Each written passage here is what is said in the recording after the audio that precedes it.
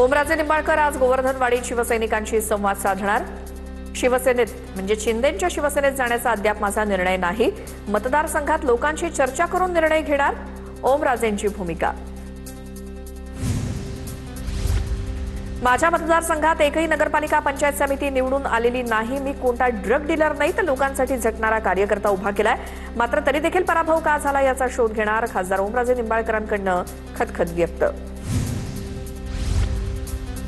बंडखोरांमधील काही खासदार आमच्या संपर्कात आहेत। चूक झाली असं ज्या खासदारांना वाटतंय त्यांच्यासोबत चर्चा करू। सर्व खासदार तांत्रिकदृष्ट्या ठाकरेंच्या शिवसेनेचेच, राऊतांचा दावा। भाजप व्यतिरिक्त माझं दुसऱ्या पक्षाकडे लक्ष नाही। ओमराजेंच्या भूमिकेबाबत विचारलेल्या प्रश्नावरती चंद्रकांत पाटलांचं वक्तव्य। ऑपरेशन टायगर कोण बाहेर पडलं मला माहित नाही, चंद्रकांत पाटलांची प्रतिक्रिया। ठाकरेंच्या शिवसेनेचे आमदार कैलास पाटील आणि वरुण देसाई तसंच ओमराजे निंबाळकर यांच्यामध्ये मध्यरात्री बैठक।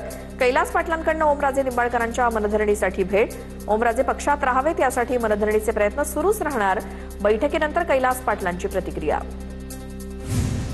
पवनराजे हत्या प्रकरणाच्या निकालानंतर ओमराजेंच्या कुटुंबियांची विचारपूस करण्यासाठी पक्षाच्या वतीनं भेट घेतली। भेटीनंतर वरुण सरदेसाईंची प्रतिक्रिया। तळ्यात मळ्यात असू देत पण बुडायचं की नाही ते ओमराजेंवरती अवलंबून। ज्यांना परत यायचं त्यांनी यावं, ठाकरेंचं मन मोठं। बंडखोर खासदारांवरच्या प्रश्नावर आदित्य ठाकरेंचं उत्तर। रात्रीच्या अंधारात वरुण सरदेसाई आणि सहकारी तोंड झाकून इकडे आले। एकीकडे शिव्या द्यायच्या आणि दुसरीकडे निम्या रात्री येऊन पाया पडायचं। ठाकरेंचे नेते आणि ओमराजे निंबाळकरांच्या भेटीवरनं शिंदेंच्या शिवसेनेचे नेते किरण साळींची टीका। सरकारशी जुळवून घ्या, बंडखोरी आधी एका खासदाराचा संजय राऊतांना फोन आणि विनंती। बंड करण्याआधी एका खासदाराचा राऊतांसोबत दिल्लीमध्ये संवाद। काम करणं अवघड झालंय, बंडखोर खासदारानं संजय राऊतांसमोर खंत व्यक्त केली। ऑपरेशन टायगरचा पुरावा समोर येणार असून ठाकरेंच्या बंडखोर खासदारांच्या नवीन गटाचा फोटो समोर येणार, सूत्रांची माहिती। तसंच बंडखोर खासदारांना गटस्थापनेसाठी दिलेलं पत्र जारी होणार। लोकसभा अध्यक्ष ओम बिर्लांकडून गटस्थापनेची प्रक्रिया पूर्ण, सूत्रांची माहिती। खासदार फुटीनंतर उद्धव ठाकरेंचा आज ईशान्य मुंबईचा दौरा। संध्याकाळी 6 वाजता उद्धव ठाकरे भांडूपमधल्या कार्यकर्त्यांची भेट घेणार। राजुल पाटील यांनी भांडूपजवळ उद्धव ठाकरेंच्या स्वागताचे बॅनर लावले। राजुल पाटील या बंडखोर खासदार संजय दिना पाटील यांच्या कन्या।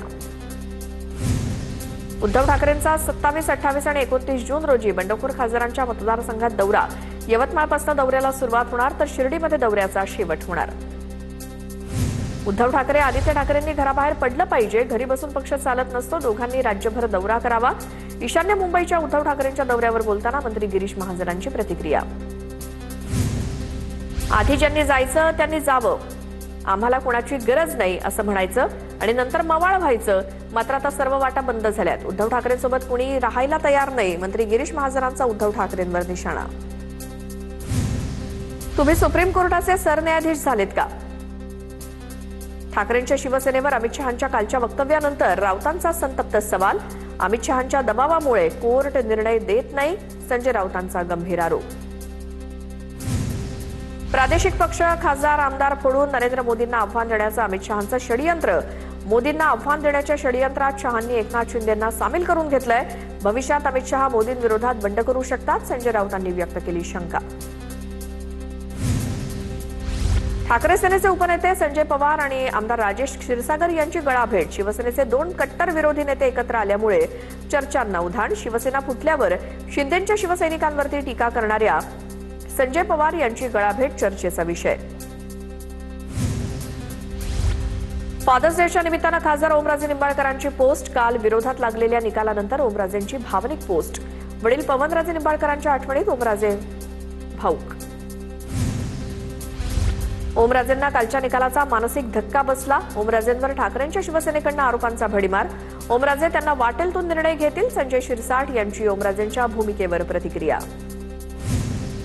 फादर्स डे निमित्तानं पार्थ पवारांकडून अजित पवारांचा व्हिडिओ पोस्ट। तुमच्या आठवणींशिवाय एकही दिवस जात नाही, पोस्टमध्ये उल्लेख। उद्यापासून राज्याचं पावसाळी अधिवेशन सुरू होणार। सरसकट कर्जमाफी आणि राज्यावरती दुष्काळाचं सावट, वाढती गुन्हेगारी यासोबतच विविध विषयांवरनं अधिवेशन गाजणार। उद्यापासून 10 जुलैपर्यंत अधिवेशन चालणार। नवी दिल्लीतील जंतर मंतरवर कॉक्रोच जनता पार्टीचं दुसऱ्या दिवशीही आंदोलन सुरूच। काल रात्री अभिजित दिपकेचा इतरांचा जंतर मंतरवर मुक्काम। केंद्रीय शिक्षण मंत्री धर्मेंद्र प्रधान यांचा जोपर्यंत राजीनामा होत नाही तोपर्यंत आंदोलन सुरूच राहणार, दिपकेंचा इशारा. आंतरराष्ट्रीय योग दिनानिमित्तानं पंतप्रधान मोदींची कोलकात्याच्या रेड रोडवरती योग साधना. पंतप्रधान मोदींसोबत 35,000 नागरिकांनी केली योग साधना. 35,000 लोकांसह पंतप्रधान मोदींचा योगाभ्यास. योगा फॉर हेल्दी एजिंग या थीमवरती योग दिनाचं आयोजन.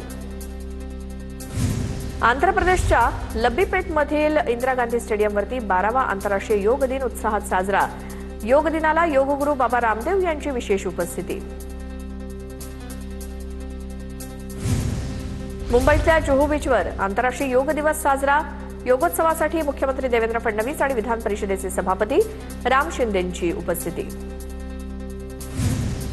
उपमुख्यमंत्री एकनाथ शिंदेंनी रात्री उशिरा सुप्रिया सुळे यांच्या मुलीच्या लग्न समारंभाला हजेरी लावली. जिओ वर्ल्ड सेंटरमध्ये या विवाह सोहळ्याला राजकीय क्षेत्रातील अनेक दिग्गज उपस्थित होते. मंत्री गिरीश महाजन यांच्या कथित व्हायरल फोटोचं प्रकरण. जळगाव सायबर पोलिसांनी फेसबुककडनं माहिती मागवली. भरत मस्के नामक अकाउंट विरोधात जळगाव सायबर पोलिसात गुन्हा दाखल. सर्व सोशल मीडिया साईटवरनं फोटो डिलीट करण्याच्या सूचना. नांदेडमधील हदगाव विधानसभेचे माजी आमदार माधवराव पाटील जळगावकर भाजपच्या वाटेवर असल्याची चर्चा. अशोक चव्हाणांसोबत भाजपात गेलो असतो तर आमदार झालो असतो, जळगावकरांकडनं खंत व्यक्त. विदर्भातील सकल ओबीसी महामोर्चाच्या प्रतिनिधींची बैठक संपन्न. ओबीसींच्या हक्कासाठी राज्यव्यापी आंदोलनाची हाक. विदर्भातील 11 जिल्ह्यात मंडल यात्रेचं आयोजन केलं जाणार. सप्टेंबरमध्ये आमरण उपोषणाचा सकल ओबीसी महामोर्चाचा इशारा. सांगलीतल्या कामेरीमध्ये प्रस्तावित शक्तीपीठ महामार्गाविरोधात हरकती अर्ज भरण्यास शेतकऱ्यांचा उत्स्फूर्त प्रतिसाद. संघर्ष समितीच्या वतीनं आयोजित उपक्रमात मोठ्या संख्येनं बाधित शेतकरी आणि नागरिक सहभागी. सांगलीच्या रायगावमधील ओंकार शुगर युनिट क्रमांक 16 कारखान्यानं 6 महिन्यांपासून ऊस बिल न दिल्यामुळे शेतकरी आक्रमक. रयत क्रांती संघटनेच्या नेतृत्वाखाली शेतकऱ्यांनी कारखान्यावरती ठिय्या आंदोलन केलं. पेपरफुटीनंतर देशभरात आज नीटची फेरपरीक्षा. परीक्षा केंद्रांवरती सीसीटीव्हीचा वॉच असणार. खबरदारी म्हणून परीक्षा केंद्राच्या 100 मीटर परिसरात जमावबंदी. मुंबईतल्या मध्य आणि पश्चिम रेल्वेकडनं आजचे मेगा ब्लॉक रद्द. मुंबईत आज होणाऱ्या नीट परीक्षेच्या पार्श्वभूमीवर 63 परीक्षा केंद्रांसाठी अतिरिक्त 100 बसेसची व्यवस्था. बेस्ट कर्मचाऱ्यांच्या संपामुळे विद्यार्थ्यांची गैरसोय टाळण्यासाठी एसटी महामंडळाचा पुढाकार. नागपुरात होणाऱ्या नीटच्या परीक्षेला विद्यार्थ्यांसाठी महापालिकेची मोफत बस सेवा. विद्यार्थ्यांना परीक्षा केंद्रावर पोहोचण्यास उशीर होऊ नये यासाठी महापालिकेचा निर्णय. नाशिकमध्ये नीट पेपरफुटीनंतर प्रशासनाकडनं खबरदारी. नाशिकमध्ये भारतीय वायुसेनेच्या विमानातून आलेल्या प्रश्नपत्रिका बँकेत ठेवलेल्या होत्या. सशस्त्र पोलीस बंदोबस्तासह प्रश्नपत्रिका बँकेतनं परीक्षा केंद्राकडे रवाना. मुंबई शहरात पावसाची जोरदार हजेरी. छत्रपती शिवाजी महाराज पार्क परिसरामध्ये जोरदार पाऊस. भर पावसात तरुणांनी क्रिकेट खेळण्याचा आनंद लुटला.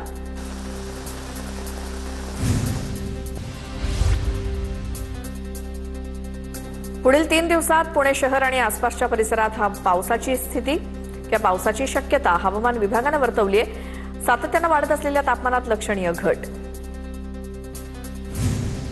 पुण्यामध्ये पाणी कपातीच्या पार्श्वभूमीवर महापालिकेची कडक पावलं. पिण्याच्या पाण्याचा व्यावसायिक वापर किंवा गैरवापर करणाऱ्यांवरती 10,000 रुपयांचा दंड ठोठावला जाणार. वारंवार नियमांचं उल्लंघन केल्यास थेट फौजदारी गुन्हा दाखल केला जाणार.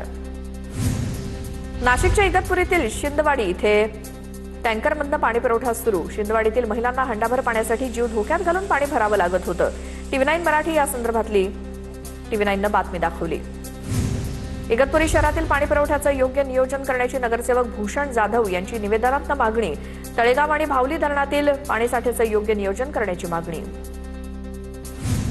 छत्रपती संभाजीनगर महापालिकेकडनं हर्सुल तलावातील पाणी उपसा टप्प्याटप्प्यानं बंद करण्याचा निर्णय.